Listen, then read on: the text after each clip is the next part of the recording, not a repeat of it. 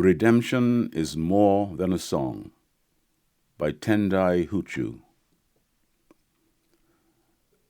I lived in Edinburgh for nearly 10 years without being aware of the bones of the Caribbean swept under the gold-paved streets, where tourists flock in the summer to take selfies in front of monuments, listen to bagpipes, or exchange banal remarks about how much they love William Wallace.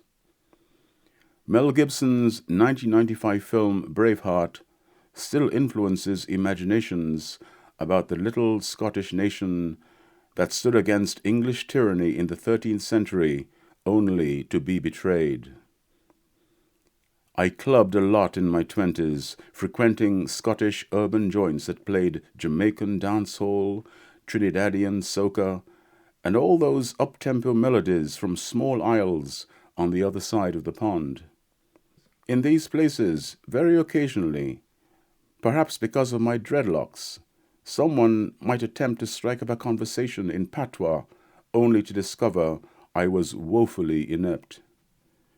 Occasionally, I was surprised to wind up on, say, Jamaica Street, puzzled to know if it was named by roots reggae connoisseurs in the city council, but I seldom had reason to think of those far-off Caribbean lands. The grey, windy streets of Edinburgh were a far cry from the sunshine and colour of those exotic places until I met a woman from the island of Grenada. Lisa Williams had a passion for unearthing the black history of Scotland, especially Edinburgh. A mere 2 hours' walk with her revealed what was hidden beneath the well-curated, touristy image of the city. I found out that grand buildings I had passed by without thought in St. Andrew's Square were constructed with money slave-holding families received as compensation for the loss of their property during the 1833 abolition of British slavery.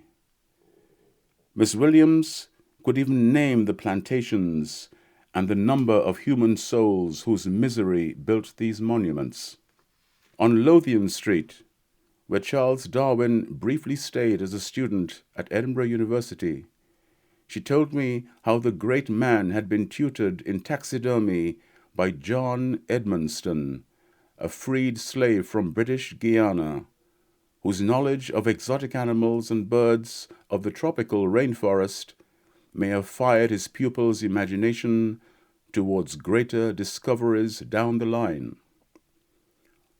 Off the Royal Mile, she showed me buildings that had once been sugar-boiling houses, just one little link in that dreadful transatlantic triangle of commerce. I saw the wealth and, yes, beauty paid for by blood, sweat, and tears of the Caribbean.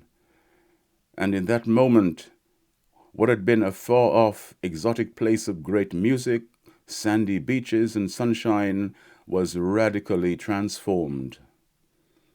In my mind, the wealth of the Caribbean was not its undeniably vast natural resources, but the resilience and creativity of its people.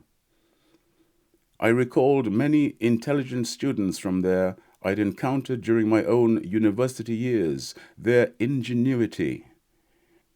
I now believe that if the Caribbean could have suffered so horribly, while so immensely contributing to the wealth of this former seat of empire, then it is a place that can create something truly extraordinary in this world all over again. I now overstand that the messages of revolution I've heard in many a reggae song can indeed be made a reality if only we, all of us, realize none but ourselves can free our minds.